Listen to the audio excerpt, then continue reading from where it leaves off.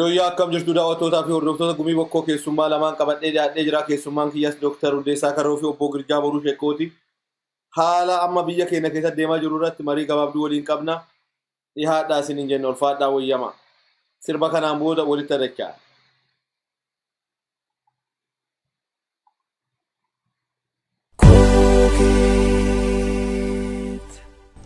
Entertainmentii Kookee.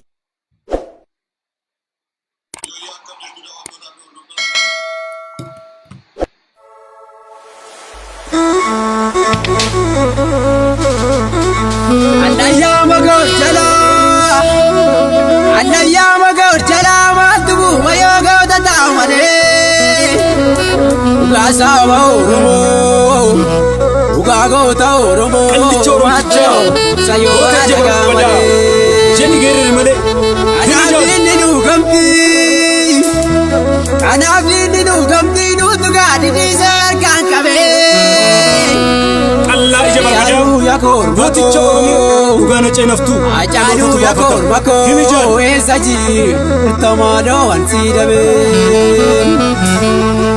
yarretana na manu injiramti akagarara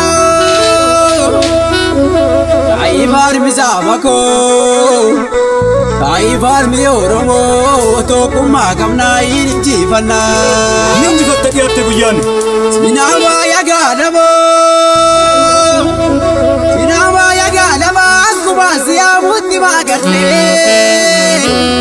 Sinisu ya daga Allah oromticha gote Sinisu ya daga kuma fata ittimijal ittimale Sinisu ya daga kuma sinisna galte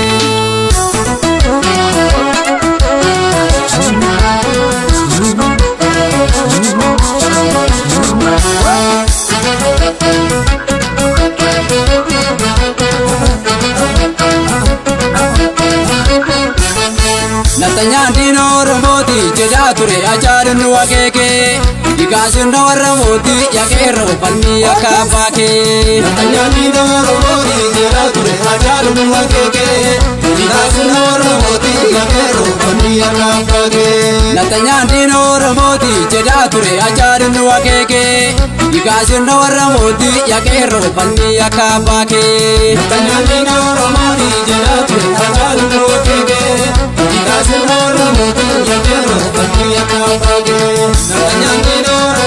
Kinina sare kuni balada Guyuma guyane duwa mate Ofirra tilalu faratatu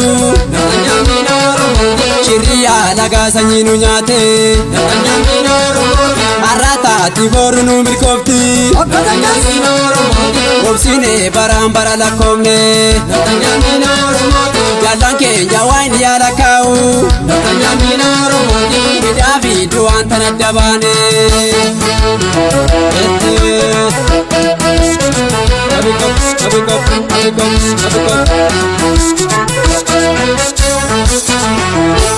Ati rabi yaara tukaane gumi dhufee jibsa waraane Ati rabi yaara tukaane gumi dhufee jibsa waraane Ati rabi yaara tukaane gumi dhufee jibsa waraane Ati rabi yaara tukaane gumi dhufee jibsa waraane Abba barda sorte garmaam satin baatu Rugama fulo gandi akagaatu Rinde kantu namanatu Abba barda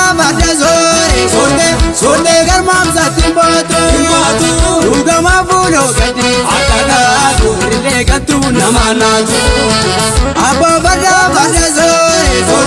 sorte garmaam satin baatu Rugama fulo gandi akagaatu Rinde sobdu namanatu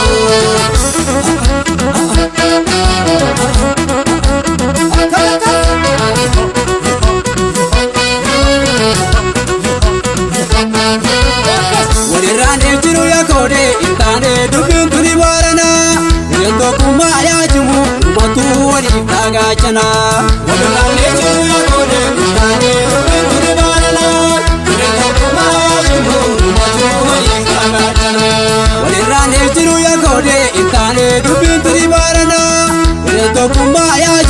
Sumatu wali kagachana Walirane suya bode Tane yukini barana Yungu kumaya shimunu Sumatu wali kagachana Walirane suya bode Upakade nukide karme Walirane suya bode Sere poro nuke morme Walirane suya bode Namiga dike chupa bolata Walirane suya bode Alaga kade nuki barsita Walirane suya bode Intadi janan tarare kande Walirane suya bode Ilale madal tarare kande Walirane suya bode Ayege jarati nudarata Walirane suya bode Iruke jabasi kumota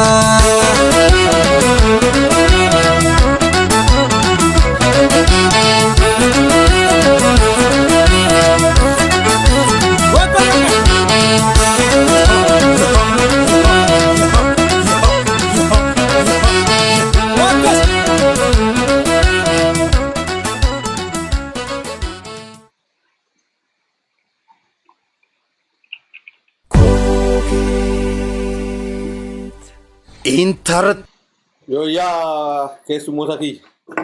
Keessummoota naguma. Jira. Waga nagaan nu dhuftan. Mee sududumaan gara gaaffii kennaatti deemna. Itoophiyaa Abiy Ahmed amma jaaruuf deemaa jiru kana isin akkamiin laaltu Oromoon akkamiin laaluu qaba? Itoophiyaan Itoophiyaa akkamiiti? Mee uraagaa irraa jalqabna yeroo mara. Uraagaa jiru hafuura baafannaa maatti. Garatuma uraagaan hangafa garuu akka aadaa kennaatti akka seera kennaatti. Galatuma gaaffii dansaa Itoophiyaan yookaan immoo biyyi amma Itoophiyaa jedhamtu tuni akkasiin amma Abiy itti jaaruu jiru yoo ilaalle wanni immoo duuba deebinee immoo karaa isii taarika isitti ilaaluu nu barbaada. Isin maali yorma cuuf namni aangoo fudhatiin Itoophiyaa kana jaara? Maaliif Itoophiyaa kana jaaran yoo jaaramtee kadhumattuu miti Itoophiyaan. Tewodiroos Itoophiyaa jaaruu jalqabe nuun jedhani. Minilik Itoophiyaa jaaruu jalqabe jedhani. Haile Sillaaseen dhufee Itoophiyaa jaaruu jalqabe. Durmaan aangoo fudhatu biyya san keessatti yeroo cufa Itoophiyaa jaaru. Kun maal normoo isa jennaa jenna? Itoophiyaan faawundeeshinii yookaan immoo beeka bakka manatti ijaaran sani faawundeeshinii dansaa hin qabdu jechuudha. Durumaa durattuu yeroo cufa wanni si ijaaranuuf mana beektaa jarjaraan ijaarame tokko kan yeroo cufa diigamu qilleensi laafaan tokkollee yoo dhufa bubbeen diqqoolle naa dhufte kan gargari isa diigdee lafatti mukti isaa lafa jiru biyya akkasiiti. Kun maali tokko wanni nonni murtisu sabaa fi sablammii biyya san keessaa mirgi isaanii yeroo cufa waan hin eegamneef. Maali mirgi isaanii yookaan isaan afaan isaanii aadaan isaanii yeroo cufa waan fudhataman qabne. Wanni fudhatan dhoobu maali yoo jennee ilaalle warruma duri aangoo tana hordofaa yeroo baay'ee hordofaa turane warri kuni Itoophiyaan tunoo akkasii nagayaan jiraatu warra barbaadanii.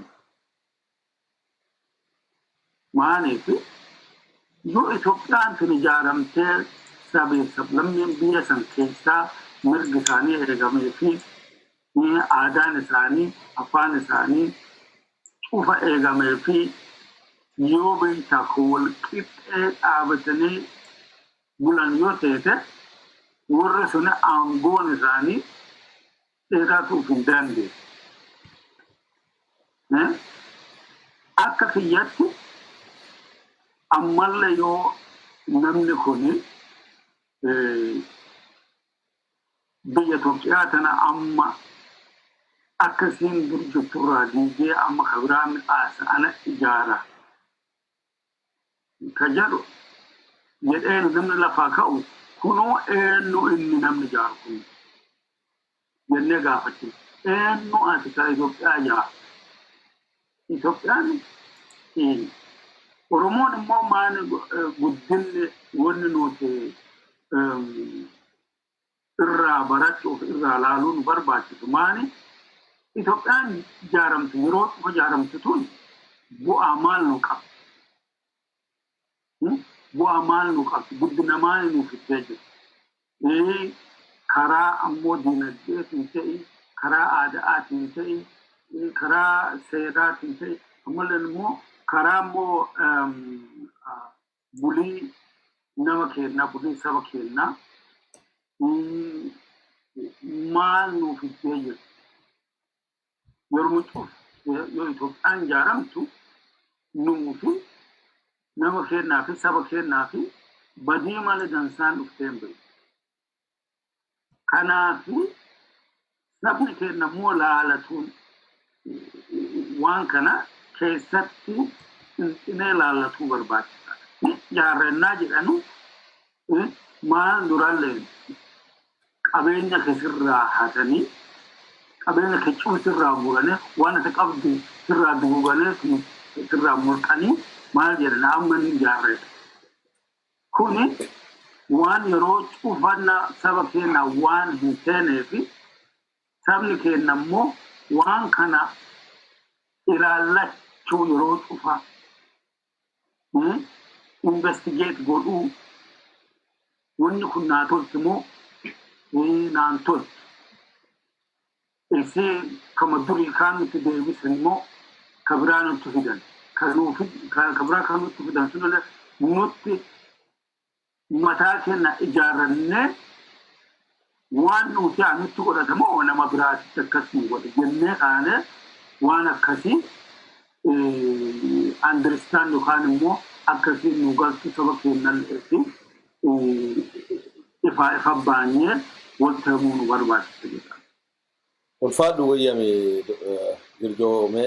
Doktari Itoophiyaan tuni Itoophiyaa biyyi ijaaradhee deemaa jiru tuni Itoophiyaa sabaaf sablammii ammattumoo Itoophiyaa sabaaf sablammii kana cafattee yookiin assimileetu godhuu deemtu tana akka Faransaay kana waan ijaaruuf karoorfate fakkaataa isa kan akkamitti hubattu isin doktor? Galatooma ashee. Akkuma dubbii amma Girjoon jedhe keessatti wanni guddoon hubannoo guddoo namaa kenna. Itoophiyaa namni dhufe gumamaa fi ijaara hajjettu sun waan guddoo. Yoo waan san laalte eegii namni dhufe guma Itoophiyaa ijaarateete ideensi Itoophiyaa sirrii moti namni guma dhufeetuma ijaaraa namni guma dhufeetu ka dura aane ijaarrataa waa inni ijaarrate katti aanuun jessaa jissee tafii ijaarrataa walumaa gala biyyi suni karaa sirrii irraa akkasiin hin jirre tokko wanni guddoo waan sani maaf jissanii ijaaranii yaada jedhutti adoon dhufin Itoophiyaa haga ammaa kun dhufaa ijaarrataa katti aanummoo jissee ijaarrataa akkasirra deemaa dhufteerti. Garuu namoo achi keessa jiraatu sabaaf sablammooti hundumtuu biyya addunyaarra jirtu biyya si'ii gisee takkaa ijaarrattee yeroo adda addaa addeetti ijaaran waa haala adda addaatti sirreessaa gara fuula duraa yoo deemanu nuti maaf jissinee ijaarra waan jedhan sani achirratti xiyyeeffatee adoo namni kuma sanii deebisuu yaalee akka biyyi sun karaarra hin jirre hubannoo nuu kenna jechuudha. Gaafii takka yoo deebinu Itoophiyaa akkuma amma jenne jissanii jaaramaa deemaa jirti. Aga durillee kunin jissaa kunin jaaraa kunin jissaa kunin jaaraa yoo biyya Itoophiyaa ilaallee sirna lama tokko hojjeta yeroo hundumaa ka ture.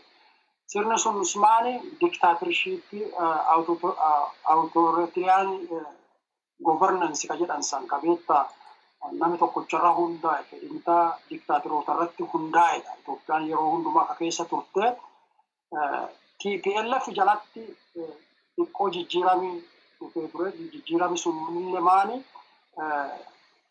riijinitti yookaan federaalizimiin sabaaf sablammoota irratti hundootte federaalizimiin dhuftee turte.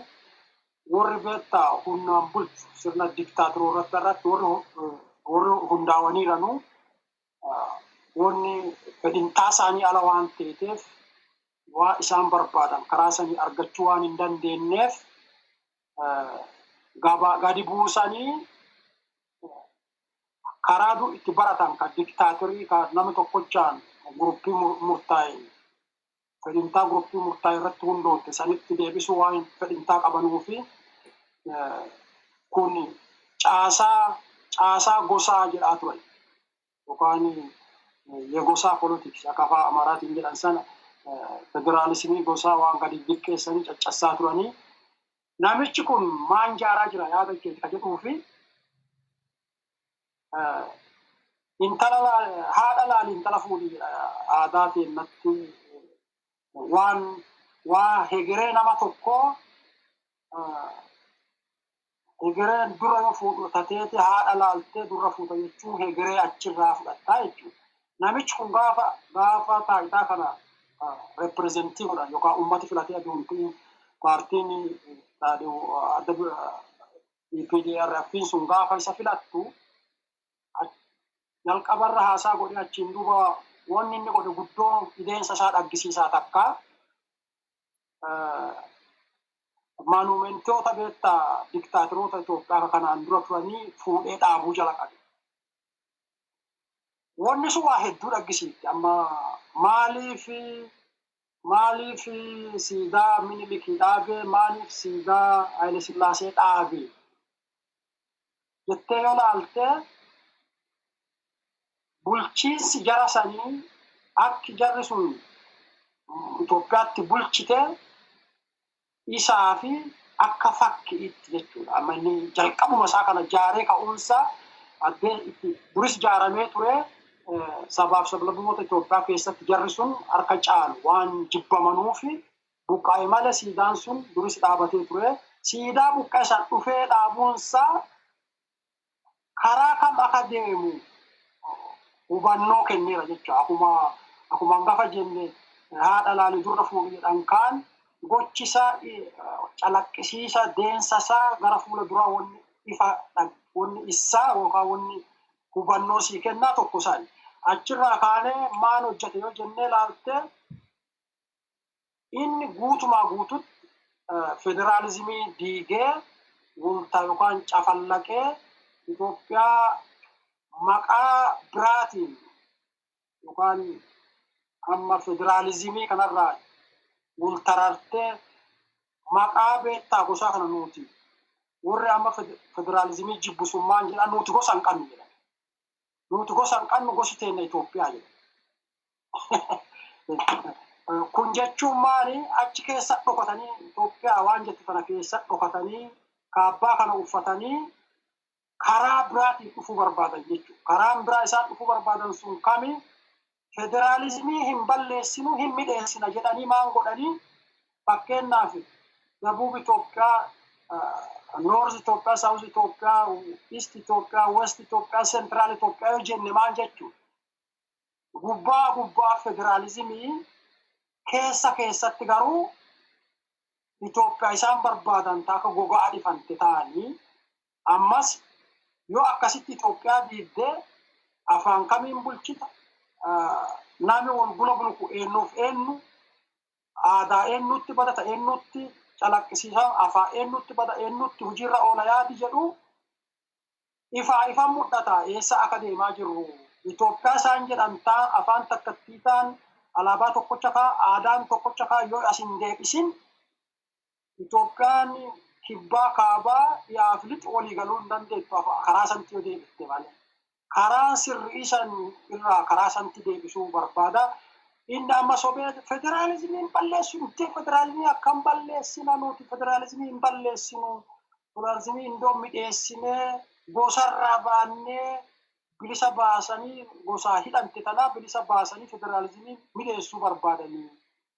Mirgi namaa biyya san keessatti ka maanummaa keetiin si caccassan ka afaan kee balleessan ka qabeenya kee sirraa saaman kuni akka dansaa babadhateetti fufa jechuun maaniifi waltanaqaa jiru amma gosaaf gosa biraa waltanaqaa biyya tana keessa mirgi eegamee hin jiru adoo mirga eegsifannee jiraannee adoo mirgi nama gumaa eegamee jiraatee filannoon diimokiraataa taatee akka barbaadan illee Itoophiyaa babbaqasaa rakkoo hin qabu garuu nuti mirgi namaa caccabee jira namni amma maanummaan du'aa jira biyya akkasii keessatti federaalizimiin akkasii yoo fiddee yookaan waltarattee akka pirezidaantii facallaa fillu yoo goote rakkoo guddaa biyya san simata jechuudha. Walumaa galatti gaafii teetiif deebiin inni federaalizimii amma jirtu kana diigee akkamiin diktaatiroota haaroo isaaf warri durii beektaa haala biraatiin dhufuu barbaada warri durii suni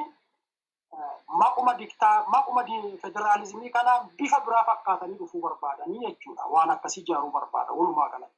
Ulfaadhu yaa Dr. Mee asirra waan gaafii siiti dabalaala. Dubbii Shimallis pirezidaantii naannoo Oromiyaa duraanii obbo Shimallis Abdiisaa federaalizimiin kun filannoo biyya kanaatiif ka ta'u federaalizimii qofa jedhee dubbate garuu wanni inni dubbatu bubbeen karaa dhaggeessee dabre bubbisti akkas jedhee dubbatee ture mee ilaa girjoo federaalizimii kana diiganii aadaa minilikii sirna minilikii galmaan ga'uuf deemaa jiru Oromoon harkuma maratee sirna minilikii kana fudhatu taa'uu qabamoo maal ta'uu qabattan yaada qabdu irratti dabaliifi kana naa jedhe. Egaa wanni yaada duraatiin irratti wanni dabaluu fedhe maal si fakkaata?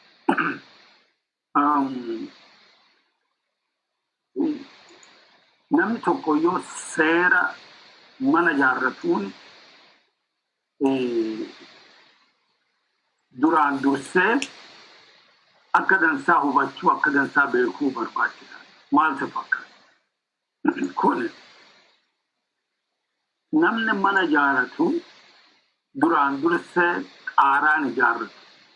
Qaaraa miti ka ijaarratu. Kan maal jechuu keessa fakkaata? Top down gubbaa gadii miti manni ka ijaaramu. Aadaan mana ijaarratiisaa jalii ol. Bottom up.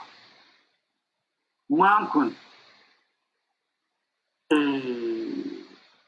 yeroo amma yeroo cufa warra amma aangoo fudhatu kuni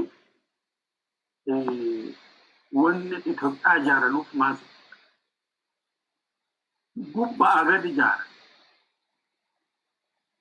Jalii olii yoo ijaarane maal si fakkaate sabatti ijaara sabatti filatee sabatti akkana ijaarranna akkana godhanna jedhee sabni waan sabi malate waan sabi mari'ateen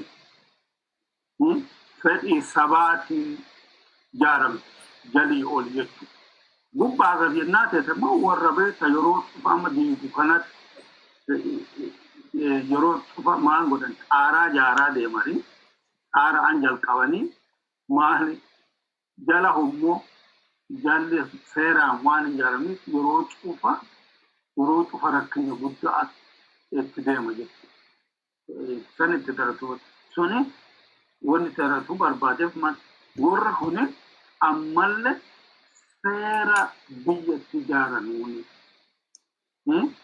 seera hin hordofan aadaa biyyatti ijaarratanuun hin hordofan waaniif ana isinii beeka jedhe nam tokko ka'ee bulchaa gubbaa yookaan immoo aangoo gubbaa seenee anatti sii beeka ana beeka. Kun maan akkuma amma durii minilik hunnaani Itoophiyaa kana afallaqee caccabsee ilmaan intala ijjeese aadaa balleesse aadaan ani isiniif godhu tana ni aadaan ani isinii kennu tana waaqeffannaan ani isinii godhulleen tana ni barmoota ani isinii kennulleen tana yookaan immoo gammisa immoo barmootaayyuu hin kennineef jedhee akkasin biyya ka susuphee wolta akkasin Itoophiyaa jedhee akkasin ture. Amma Oromoon immoo ammallee waan san itti akka jiran beekuu barbaachisa. Understand godhuu barbaachisa. Kun adoo waliin sobinu warri kun durulleen biyya kana susuphanee wolta qabanee aadaa keessan isinirraa balleessanii kaanin gaallaa jedhanii kaanin maali jedhanii walaamoo jedhanii warra kun warra garbaati warra maaliitti jedhanii nu warri beekuma qabu ka ammalleen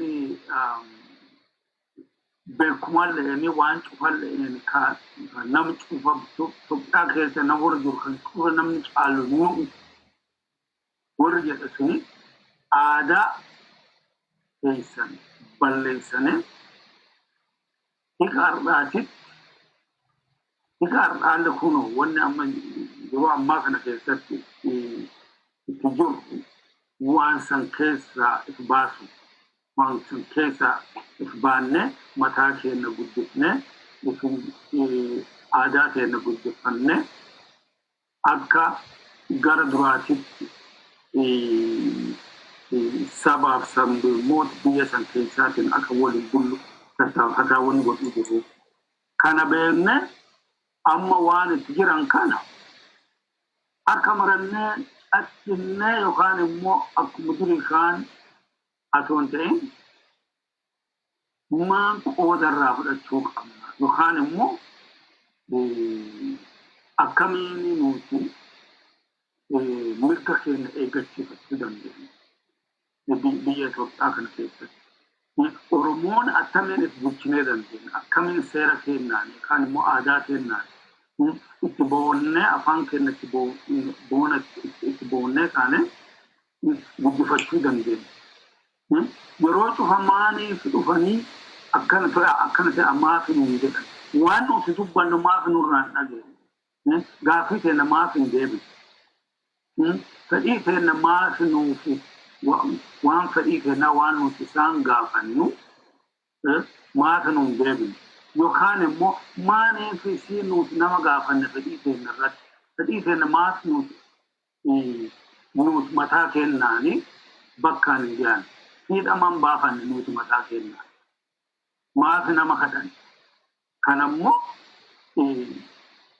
beekuun barbaachisa.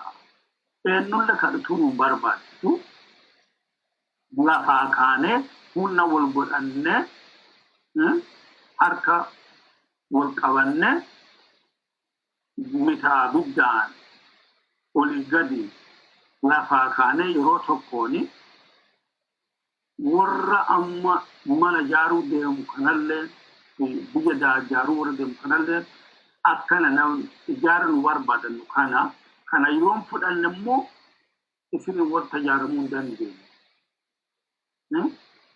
Jedhuu nu barbaachisedha. Afaan caqlaa caqnee afaan qabannee teessoo dhiisnee ol ka'uu nu barbaachisa jedhan karaa biyyaa. Ulfaadhu wayyamii girjoome Dooktar mee atiillee wajja irratti anuusii kennaa jira. Dhiqqoon achirra dabaluu barbaadama fakkeenyaaf waan namichi xaqlaa ministeerii bakka bu'eeru kuni maal jedhaa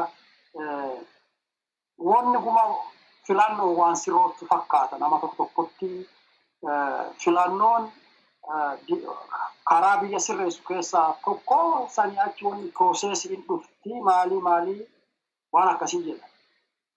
Dhuguma filannoon waan guddoo takka dimookiraasiin si'a takkaan dhuftu garuu waan guma caalaa karaa dimookiraasii ka baanu filannoo namni tokko achi dhaqee taayitaarra haga murtaa'e callaa turuu qabaachuu qaba. Kun hin jiru taanaan diimokiraasiin karaan diimokiraasii ka babal'atuun ka jalqabuun hin jiru jechaadha. Karaa itti cufateera jechuudha. Namni tokko achi ta'ee heeraaf seera biyyaa suphaa achirra waggaa baay'ee yookaan immoo sobaan filannoo dhugaa doon deemsisin korojoo atiisaan yookaan karaa sobaati ammas anamatti filatamee anatti filatame jedhee achi taa'a taanaan diimokiraasii wanni jedhan dhufu. Amma lammaffaa poointiin biraatti dabaluu barbaadumaani biyya san keessa amma muuxannoon keessa jiraanne callaan karaa kamti sirrii miti waan jedhu. Saayinsii biraa doon dhaqin muuxannuma jiruu teennata biyya san keessa jiraanne callaarraa barumsa arganneera.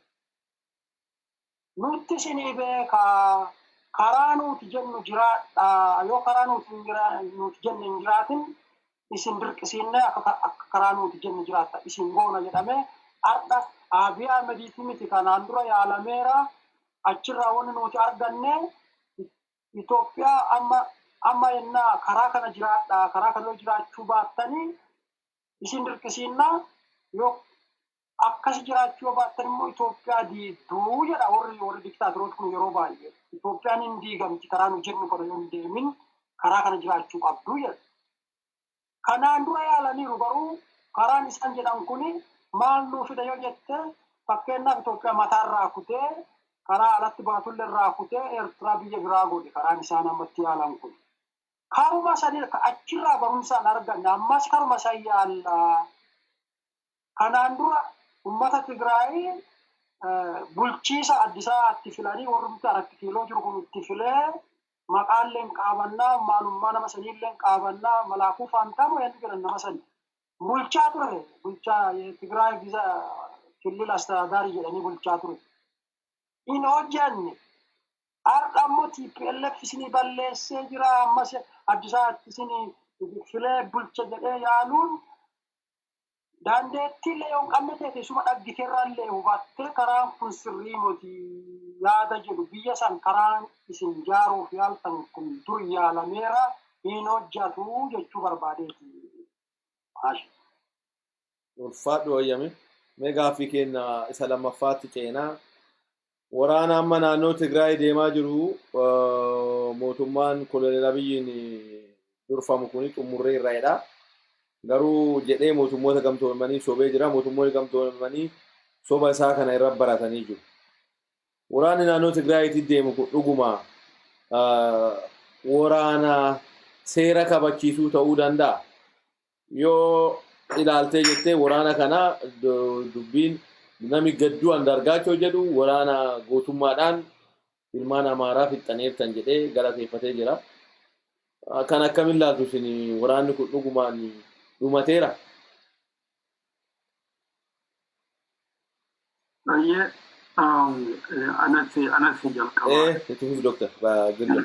Ilaala wanni xiqqoo dubbii amma afaan qabnu kana dabarte irratti wanni xiqqoo darumaa si fakkaata. Diigamni Itoophiyaa Eertiraa fi yoo dansaa ta'e Oromoof maakaalmaa.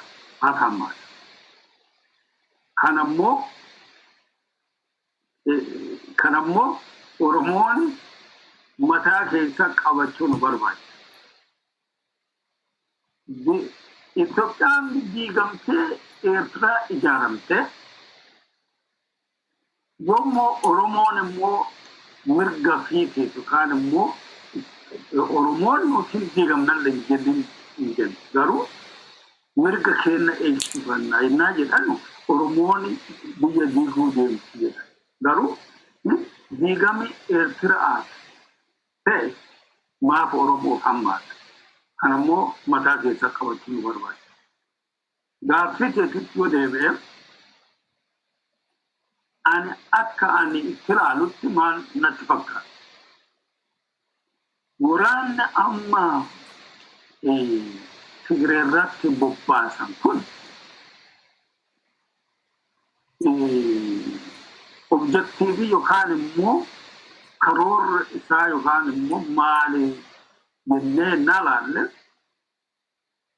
biyya Itoophiyaa keessatti namni federaalizimii uumeen jennee nagaafanne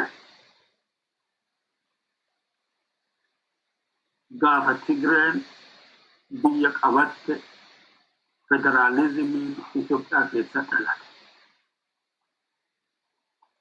Federalizimii kana bukkeetti dhaanee isa balleessuu fi burqaa isaa dha'uun barbaachisa wannamti. Ani karaa kiyya. Burqaan isaa eessa Tigree? Tigreen immoo warri immoo matoodiin achi keessa yookaan immoo angoo keessa warri dhufa baqatanii achi keessa jira. Gaafa kaalleen maal godhan? Mircaa nuti gara filannoo ittiin deemnu jennaan warri maal jedha? Filannoo hin goonaa. Dhukkuba si ta'uu balaa fedhella haa ta'uu kuni seera duraan tumamee lafa jirurraa gara duubaan deebisuun barbaachisu. Maani kuni warri faranji maan jedha you can chew gum and walk at the same time jedhani maani maasikaalle corqaa addee yeroo sanuu miilalleen deemuu hin dandeenye. Warri Tigree maan yaadni isaanii dhukkuba kanalleen asoo jiru dhukkuba kanalleen horsii gatti barbaadamu seerri isaa akka karaa yaalaatiin itti tufamu mircaalleen immoo filannoon immoo akkuma san itti deemsuu barbaada. Jedhaneen filannoo godha. Mee namni yamma mi'a sila. Tigreen ganna lama maaf waraanatti kaasin gaafa warra amma baqatee Tigree galeetin ka amma barbaanneetin waraanaan dhaqeetin isaan qabneetin gara seeraa jala bulchina warra የህግ በላይነት እናስከብራለን jedhanii warra amma achi dhaqan kan gaafa isaan lakkiinuti gara Tigree deemnedha maafi qabanee hidhin gaafas. Kuni wanni si agarsiisu maani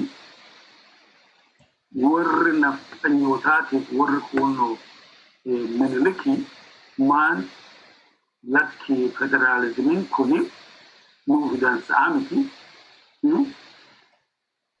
Maal balleessuu nu barbaachisa.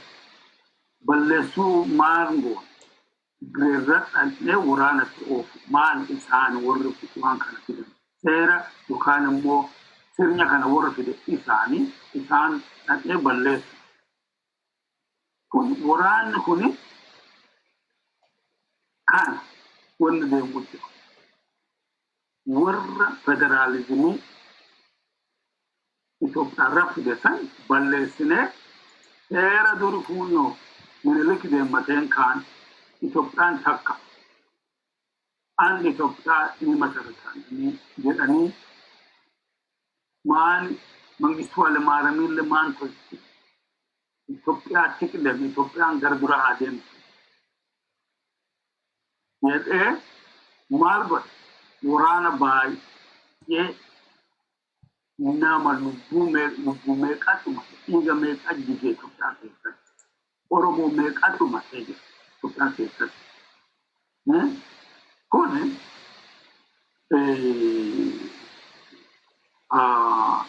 maali afaan beektan sobaa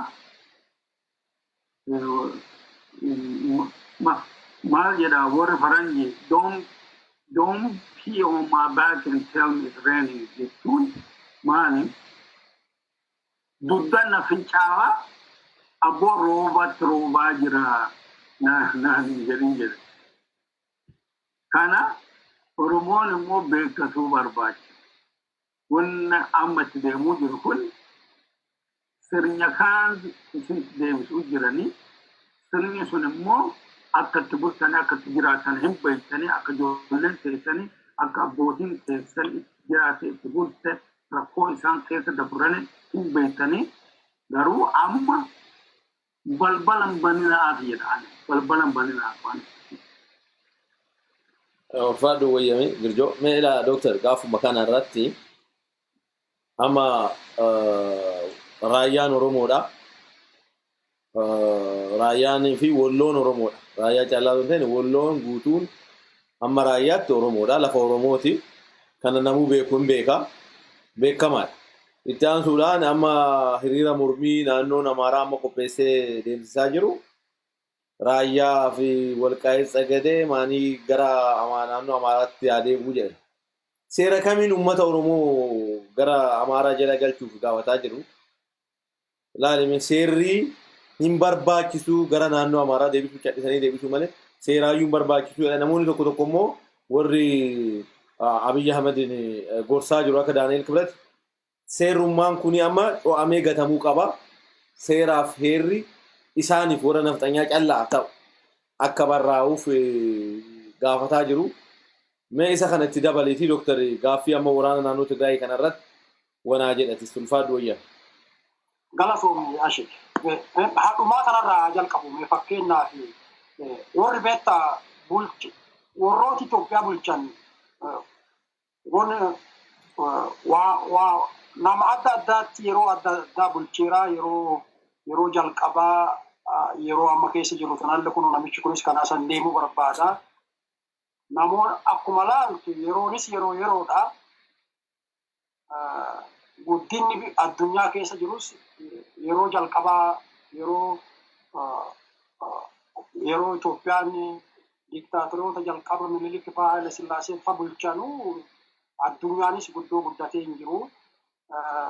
Achi as yeroo dargii yeroo TPLF amma yeroo TPLF marsaa lammaffaa biltsiginnaa kanas addunyaarra jijjiirama baay'een dhufeera. Waan adda addaa teknooloojii adda addaa guddinni adda addaa argamee jira. Ideemsa kana keessatti mootummaa Itoophiyaa kana yoo laalte hundumti isaanii gosa tokko waa isaa wal fakkeessaati jira akka malee. Tokkoffaa Itoophiyaa jedha. Yoo sirni kun jijjiirame yoo kun ta'e Itoophiyaan hin baddii hin diigamtii jedha itti daddabalame. Yoo akka diktaatoroota jedhu kun teete Itoophiyaan yeroo hin jiraatti waggaa dheeraa jiraatti forever jiraatti jedhu. Asuma keessatti deebi'anii warrumti akkas jedhanu ollaan kana nurraa fudhattaniirtu kun nu deebi'uu qaba. Walqaayitinaa Tsagadee nu deebi'uu qabdi. Raayyaan qobboon nu deebi'uu qabdi. Asmallaash komiteen jedhan suni baay'atee deemaa jira. Afaan tokkochaan Itoophiyaa jedhu. Yoo Itoophiyaan tokko teete maaliif garagalchanii immoo ollaan kun kennaa nu deebisaa Itoophiyaa achis teenaan fakkeenyaaf Walqaayitinaa Tsagadeen yoo warra Tigraay gulas baate yoo isaan gulas baate Itoophiyumaa miti ree. Raayyaan qobboonis yoo gara isaanii baates yoo gara achi warra sanis baate Itoophiyumaadha. Maafi kanatti dhama'u. Dinqii jiru amma laala achi keessatti kun maal argisiisaa? Isaan sobanii Itoophiyaa jedhu malee gadi bu'inaan lafarratti garuu wanni isaan deemsisaa jiranu akka nu barbaannu akka abbootiin keenya humnaan itti ijaarte afaan kennaan aadaa kennaan alaabaa kennaan akkasiin deemuu qabdi biyyi tuni jedhaa jiru gabaabumatti. Garuu yoo sabaaf sablammoota mirgi isaanii haa eegamu ollaa isaanii afaan ifiitiin aadaa isaaniitiin bulchuu qaban jedhamu kun Itoophiyaa diigaa jedhu. Kanaaf namni ka hubachuu qabu hin soban isaan Itoophiyaa isa jedhan sun kijibadha. Maal jedhama Xaqalaa Ministerichi kuni atuu nuti hin banne Itoophiyaan inni isaan farsi Itoophiyaatti farsiin jedhe. Mangistuu Alamaaramiin bilwaalla akkasi jedheera Mangistuu Alamaaramiis. Waa'ee wombadeewochi xafan waa'ee nyaan xafaalleen jedhan ifii bade garuu maaliif karaan inni itti wadhaanu ka'unnaa sun sirrii waan hin ta'iniif bade. Abiy Ahmed akkasuma jedhaa jira. Isatti bada malee Itoophiyaan inni jedhu Itoophiyaan limmuutiin inni jedhu ka aadaa nama tokkochaa callaa leellistutun injiraatu sin dandeettu dhaabamu sin dandeettu womantaan irratti yeroo guba malee inni isatti bada malee Itoophiyaan akkasii ijaaramuu hin dandeettu. Gaafii ketti dhufuu fi lolli kun immoo eessa deema isa jette lolli siruma jennee ela doctor ka jechaa jiru waraana lola amma deemaa jiru kana xumurreerra jedhee jiru.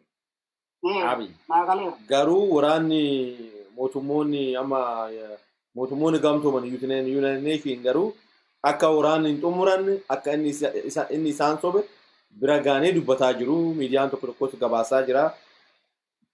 Isa kanarraa akka hojjechuu barbaadeeti. Naagaleera lolli siluma jennee jirra gaafuma jarri kun lola jalqabanu lolli waan lolamuufitti jiraachuu qaba.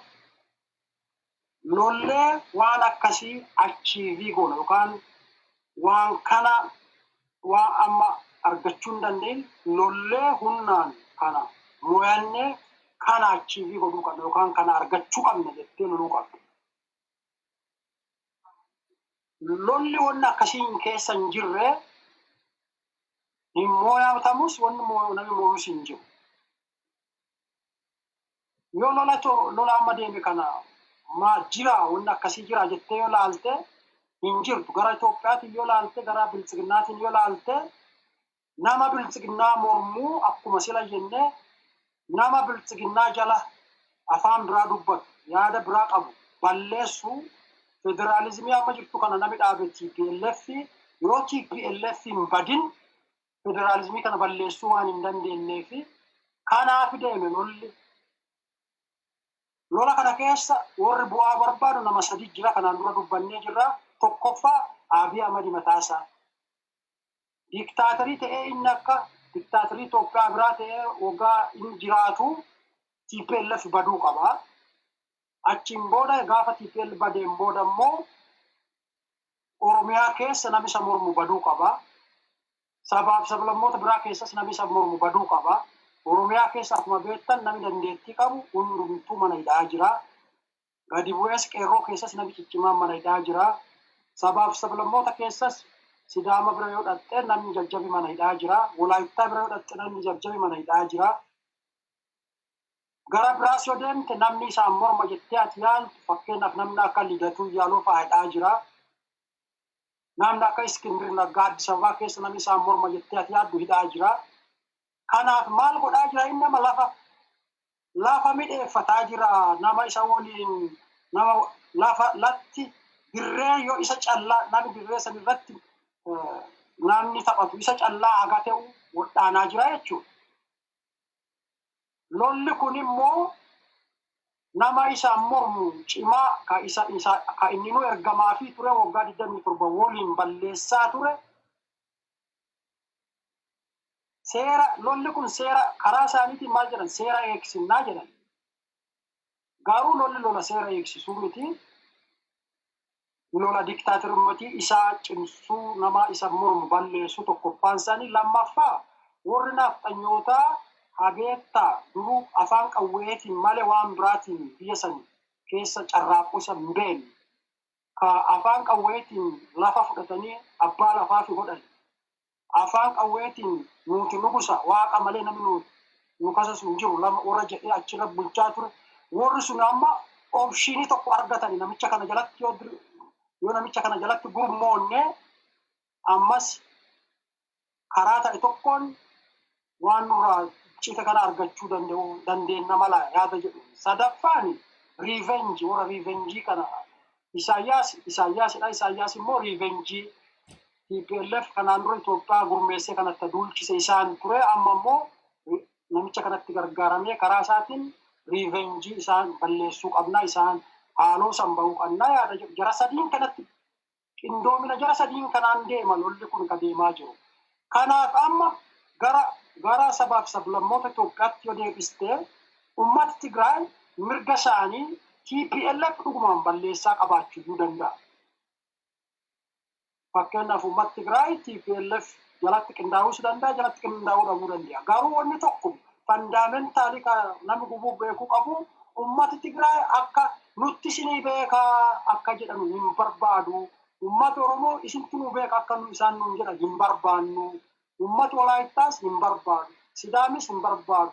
Sumaalee ummatoota Itoophiyaa keessatti hundumtuu eenyuyyuu dhufe biyya isaanii irratti nutti isinii beekaa anatti bulchaa isinii ramadaa akkasitti bultan akkanum jedhu hin barbaadu. Kanaaf amma warri lolli yaada kanarratti deemaa jira. Kanaaf lolli amma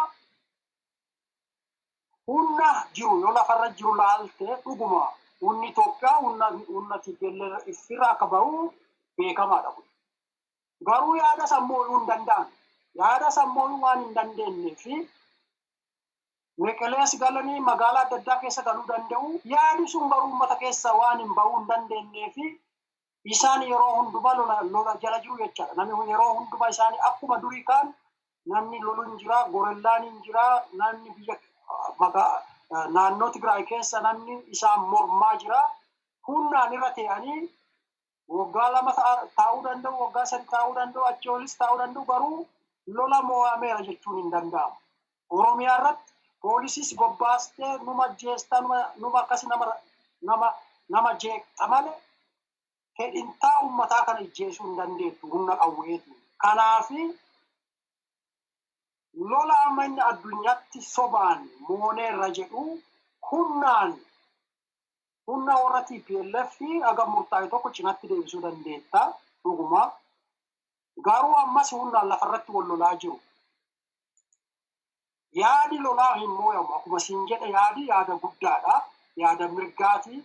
Yaada mirgummaa keetiitiin maanummaa keetii waan ta'eef yaada sanii mooyuu ka dandeettu dhuguma karaa yaadaatiin malee karaa humnaatiin yaada san balleessaa jettee ataka malee doofaa gowwaa waanuma tokkoyyuu hin beektu. Karaa humnaatiin yaada akkasii balleessuun hin danda'amu. Addunyaan garuu itti barteerti isa amma. Inni akka lola lafarrattis ammas lola deemaa jiru aga murtaa'ee argaa jiru. Garuu amma addunyaan maal godhuu qabna? Qarshiirraa qabaniiru, gargaarsarraa qabaniiru. Gargaarsi kun yorraa qabne rakkoo adda addaa fakkeenyaaf warri qarshii kennan kuni fedhintaa isaanii irratti hundaa'anii qarshii kennu. Fakkeenyaaf Ameerikaas yoo fudhattee warra adda addaas yoo fudhattee Ameerikaa yoo fudhatte fakkeenyaaf intirestii Ameerikaa irratti hundooftee kan birrii kennitu gargaarsaa kennitu. Fakkeenyaaf intirestiin Ameerikaa tokko maali? Alshabaab fa'aa eeguu warra midilistii kanarraa terroristii warra guruppii kana akkas karaa Itoophiyaa kanaan keessattuu Alshabaab akka gadi qaban. Amma yoo qarshii kanarraa qabnee akka malee hiyyoomsinee warri immoo warri terroristiin kun babal'attee gaafa Afrikaa aguma kontiroolii godhee rakkoo cimatti seennu ta'ina. Kanaaf yaadi jiru amma maali? Itoophiyaan nama stakeholdersii guba waliin gadi taa'uu qabdi. Which is karaan sirrii karaa sanii. Warri immoo lola deemsisu kan Itoophiyaa keessa karaa san hin barbaadu. Karaa san durumaayyuu itti himamaa ture. Biyya keessas itti himamaa ture. Isaanis ta'e karaa sanatti yoo deebi'anii isaan hundumtuu achirraa ka'u karaa filannooti yoo dhufte nama achirra taa'u isaan keessa hin jiru. Kanaaf isaan karaa sanatti hin deema. Kanaaf amma lollis lafarratti hin moo'amu hinuma deema.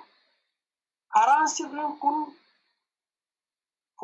isaan amma fudhatuuf qophaa'anii hin jiranu. Kanaaf amma lolli biyya sanii jeequmsi gurguddaan itti fufaa jechuu caalatti dhufaa deema. Mo'atamee hin jiru. Lolli kun itti fufaa. Rakkoo guddootti biyya san qunnamaa. Lolli isaan filatan kun ka humna akka Tigraay irratti deemu sun ka Oromiyaa irratti waggaa 2 akkatti deemaa ture kun itti cimaa deema.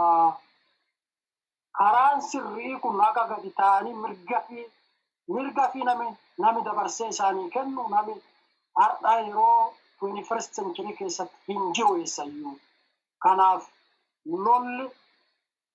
lolli mo'amee hin jiru itti fufaa. Lolli kun karaa adda addaatiin deemaa jira. Akkasitti hubatuu qaba uummati keenya. Badhinnaanii akki wanni lafarra jirus kanuma. Ulfaadhu wayyamii Girjoo yoo daqiiqaa tokko keessa waan dabalatu qabatte dabaladhu gaaffii gara xumuraatti seenu. Xiqqoo wanni achirratti dabalachuu barbaade maal fakkaate garuu waan waraanaa kanarratti akkuma amma buleessa kee jedhe sanii karaa sadii ammoo guddinaan akkatti ilaalutti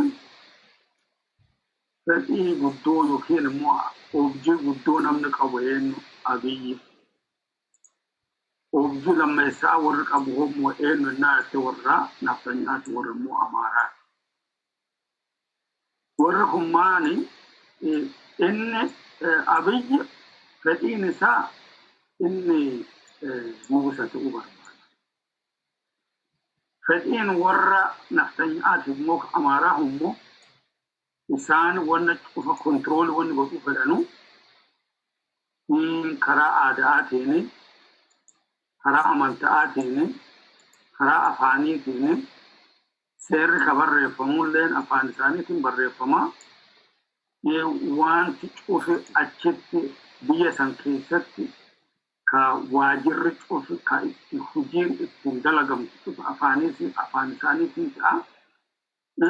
Keena isaan afaan keenya barachuu hin fedhanu nam keenya immoo afaan isaanii akka baratu assimileet isaanii wal ta'u. Fedhiin guddoon isaanii san ammalleen immoo namni waan cufa karaa diinagdee karaa teknooloojii ka beekta internaali yookaan ka keessaatiif ka alaalleen ka kontrool godhu isaan waan ta'uufi maal waraanni kun katti deemu maali objektiivii kana guutuu isa fiixa baasu tokko bilisummaa Abiyyi bakkaan gahu lammeessoon immoo aadaa durii isaanii ka amma wanni cufitti dalagamtu afaan Amaaraatii fi aadaaleen ta'eefi amantaaleen ta'eefi maal kanama keenya itti kontrool godhuu danda'u harka keessatti. Warri kun lamaan maal dhufanii harka wal fuudhanii jiran. Harka wal fuudhanii maal akkuma gabaadha kan warra federaala nutti filatanii tokko isaan dhawu. Achiin duuba immoo deebinee warra kaan immoo akkuma garbuu ka haamuudha.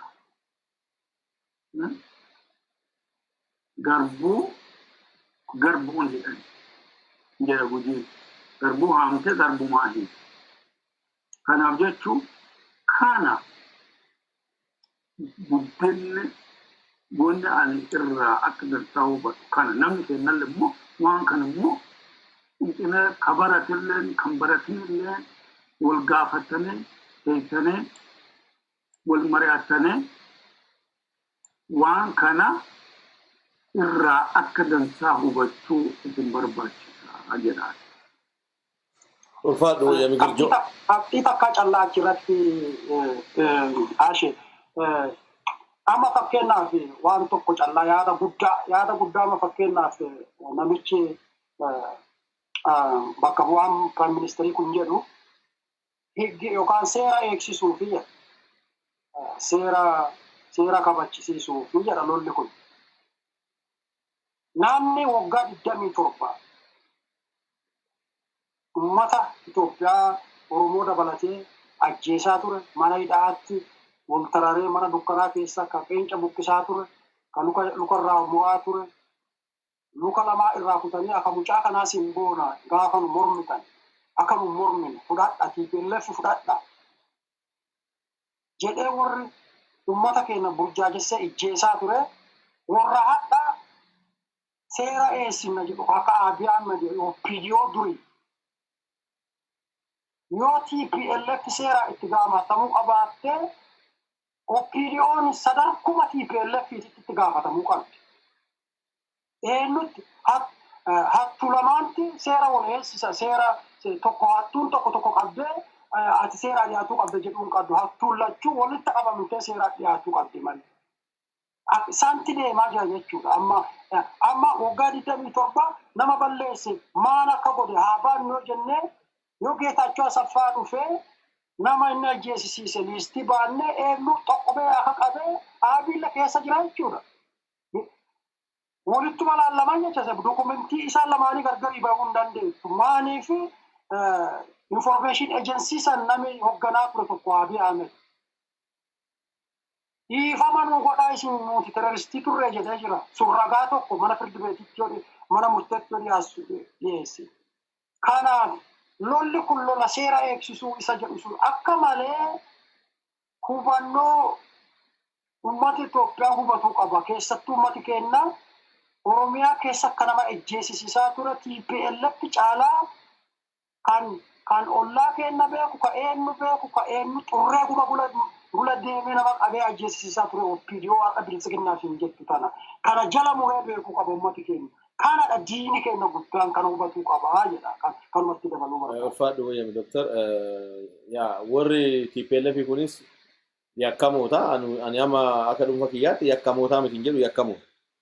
Haa ta'u malee Abiy Ahmed yakka Geetachoo Asaffaatii gadi bu'ee hin jiru. Geetachoon Asaffaa nama Oromoo tokko ta'e afaan Oromootiin waan namtu haasa'e fuudhee geessee hiikee Oromoo hidhee bisaan midhatti hidhuudhaan waan tokko nama taphate keessaa gatii nama baase keessaa OPDO'n dhibbatti harka keessaa qabdi. OPDO tana tolchee kana namni waakkatoo jiraate I don't know.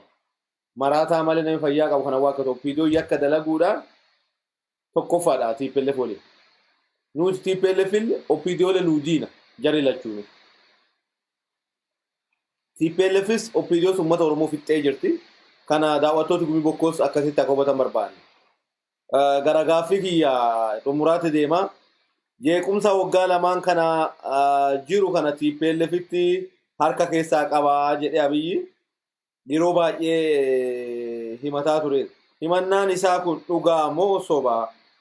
Mee dhugaa weettan maaliif dhugaa jettan? Fakkeenyaaf namni Hacaaluu Hundeessaa ajjeese Abiy Ahmed mataa isaati. Ni beekama. Nami Jawaarii Abiy Ahmed. Nami ijoollee godina Gujii keessatti mana hidhaatti naqee ijoollee mana hidhaatti baasee nadhii akka gudeedamte. Ijoolleen dhiiraa didiqqoon umuriin isaanii 10 geette akka gudeedamte. Wallagga keessatti amma karaa jidduu gala Oromiyaa jidduu gala Shawaa kan namicha hojjetaa mootummaa fuudhee geessee ijjeesee qalee bosona gatee deemaa jiru. Nama yakka hojjedhanii qabanii mana hidhaa galchan kajjeesaa jiru. Abiy akkamiin ta'ee mee Doktor akkamiin ta'ee TPLF kana cufa goote kan akkamiin laaltati? Kan himatu TPLF qaba waan cufa kan fi godhu yennaa beektaa quba tokkocha gara namaa qabdu qubi sadin sita deebi'a jedhan kaani namichi kun waan kana arguu hin dandeenye akkamiin laaltu? Kun ifuma ifatti kun nami shakkii qabulloo jiraate yoo beektaa warri bilisiginnaa fa shakkuteete malee naannoo Itoophiyaa keessa jiraate kun ifa sirni Itoophiyaa keessaa yeroo hundumaa maal jedha fakkeenyaaf dargiin yoo silxaanatti dhufee baadiin Itoophiyaa keessa jirtu hundumtuu Haile Sillaaseetti hojjetee wanni hundumtuu sababa Haile Sillaasee jedha. TPLF gaafa dargii kuffistee dhufte rakkoon Itoophiyaa hundumtuu dargii jedhaa ture. Amma immoo marsaan lammaffaa guruppiin TPLF turte tuni marsaan lammaffaatu maal jetti rakkoon Itoophiyaa hundumtuu TPLF jedha. Kun ifuma ifatti kun nama biyya san keessatti nami kana hin beekne waan hin jira jedhee ani fudhadhu garuu atuma beekanu warra akka beektaa yaada nafxanyootaa kana jalatti gurmaa'uu barbaadu dhuguma rakkoo yoo jarri kun hin badin rakkoon Itoophiyaa hin hiikattu jedhu. Rakkoon Itoophiyaa jalqabuma jara kana miti kan rakkoo Itoophiyaa uume rakkoon Itoophiyaan gaafuma ijaaramtu jala qabdee biyya rakkunnaan ijaaramtu. Gaafa humnaan ijaarturraa jala qabdee biyyi sun rakkoo qabdi maaliif fedhintaa namaarratti hundoottee waan hin ta'iniif fedhintaa sabaaf sablammootaa caqasuu waan hin barbaanne biyyi sun biyya rakkoo qabdu jecha. Biyya rakkoo qabdu san immoo rakkoo sii kan hiikuu dandeettu nama siin dura bulche akka rakkoo Itoophiyaa uumetti bisaan sanirra hundoottee siyaasaa yookaan oduu odeessisee asii achitti proppagandaa laffafsiisaa ta'u hin ta'in rakkoo hiikuu fi rakkoo tana hubattee karaa kamiin hinna karaa dhugaatti deebitee callaa hiikuu dandeenya. Mee yookaan Abiy Ahmed gaafii ati gaafatte kadhumaa irratti yoo si gadi gabaasinee laallee mee haa fakkeenyaaf akkuma ati waamte concrete evidence ka qabu callaa fudhannuuti. Fakkeenyaaf Amnesty International gabaasa inni baasee bara kana keessa inni baasee bara naannoo Mee sanitti baasee yoo fudhatte fakkeenya tokko keessaa fuutee yoo laalte fakkeenyaaf Gujii keessatti irratti shunde ol ka'i sibsabaa keessatti ol ka'i jedhee dhahee kajjeese TPLF waraana raayyaa ittisa biyyaa ka Abiy Ahmed Jawaar fudhat gaafa inni sibsabaa Raashiyaa deeme Jawaar ajjeesaa jedhee deeme Jawaar halkan wadhakkaa hedduu Jawaar jalaa baasanii online live qaban achirratti ke jalaa bayaa isin jedhaa jirraa bayaa hin baanu maaf baanu bayaa isin hin jirnerra bayaa jedhaa jiran kun evidensii kana caalu utuu gaafa san isaan bayanii Jawaar gaafa si du'a guyyaa isaatti hin gahin malee. Acaaluu hundeessaa fudhadha. Acaaluu hundeessaa TPLFitti ajjeese. Maaf yoo TPLF ajjeese ta'e maaf evidensii karaa beektaa karaa mana murtiiti evidensii qoratanii maaf hin dhiyeessin?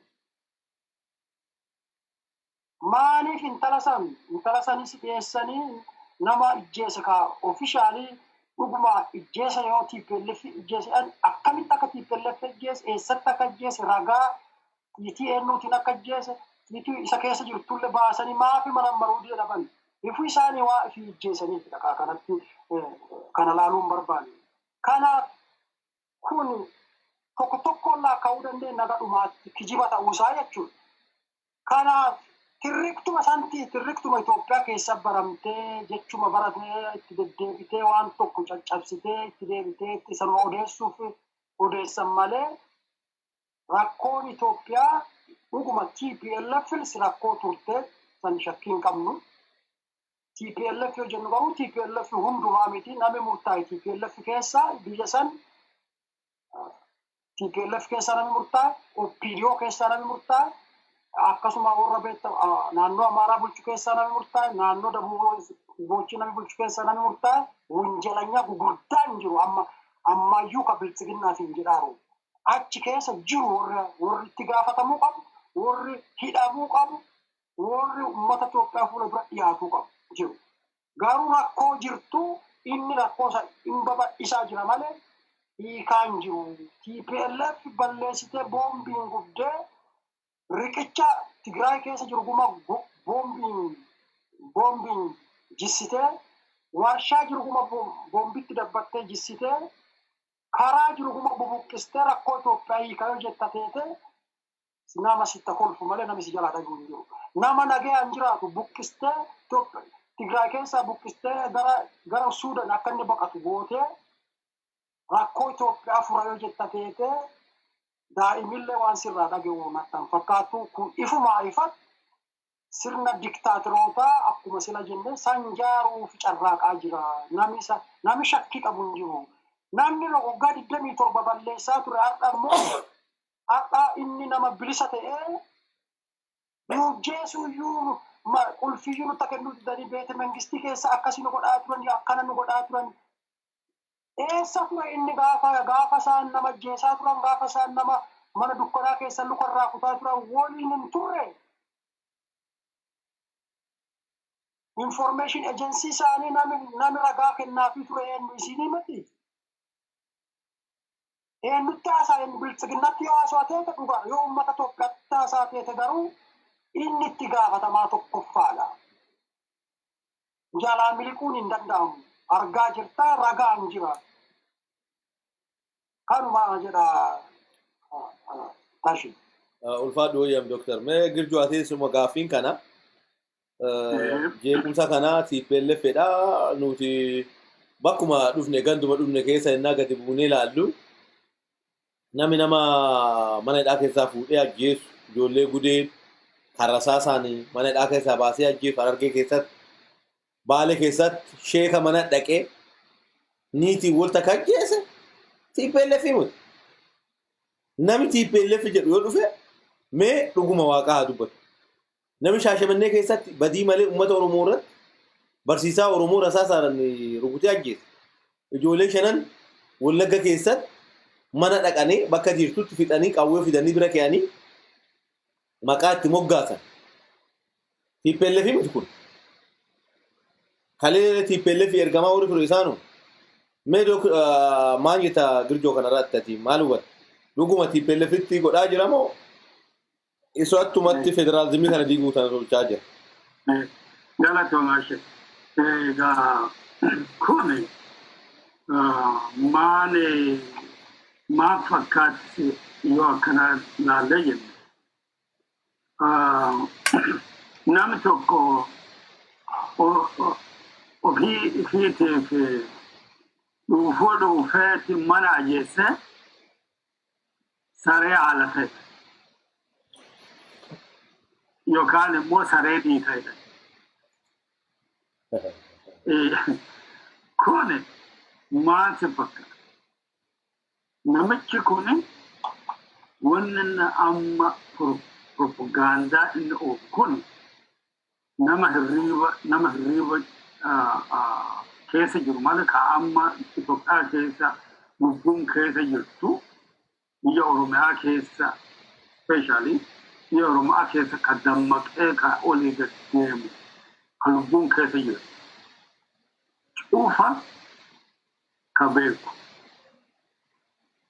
wanni kun dharaa kasiin keessa ka beeku maani mee ati ilaali yoo ati kana laaltu hayyooti Oromoo eessa jira qaroon Oromoo eessa jira jabaan janni Oromoo eessa jira beekaan Oromoo eessa jira artistiin Oromoo eessa jira yoo ati ilaalte cinaan isaanii ijjeefamanii cinaan isaanii mana hidhaa kee jiranii cinaan isaan immoo baqatanii biyyaa bahanii jiran.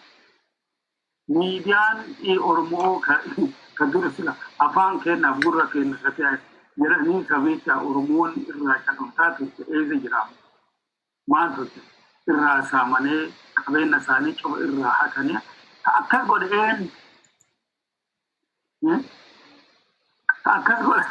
akkas godhee Tigiree miti. Tigireen balleessaan qabdu jechuu adoon teenu. Tigireen immoo warra TPLF warra immoo angoo harkaa qabu hin balleessine jechuu. Warra sun balleesse. Garuu balleessaa san keessaa harka 75 warra OPDO'ti harka qabu balleessaa san. Eenyu fa'a kennaa jettee keessa isaanii yennaa laalte akka kunoo amma ani Prime Ministerii Itoophiyaa ka jedheetiin biyya sani angootti kennanii harka qabu mataan suuressi tokkochi mul'isa. Namni kun amma maal godha propagaandaa oofuu jira nama keenya irratti. Maani warra keenya maal jedha amma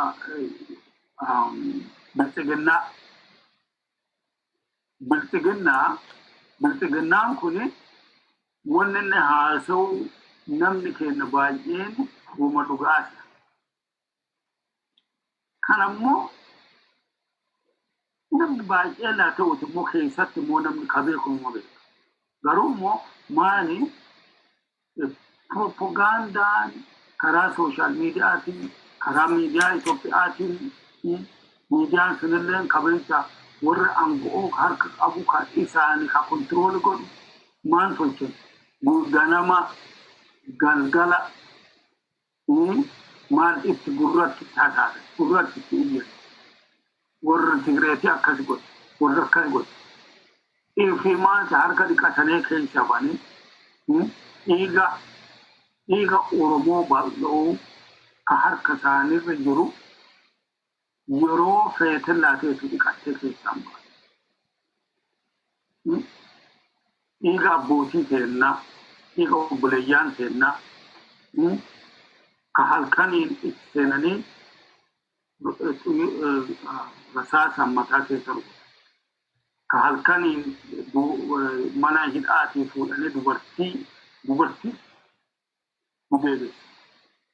Kana maali warri karaa banee fi balbala saaqee fi dhaqaa waan akkasii godhaa ka jedheen eenyu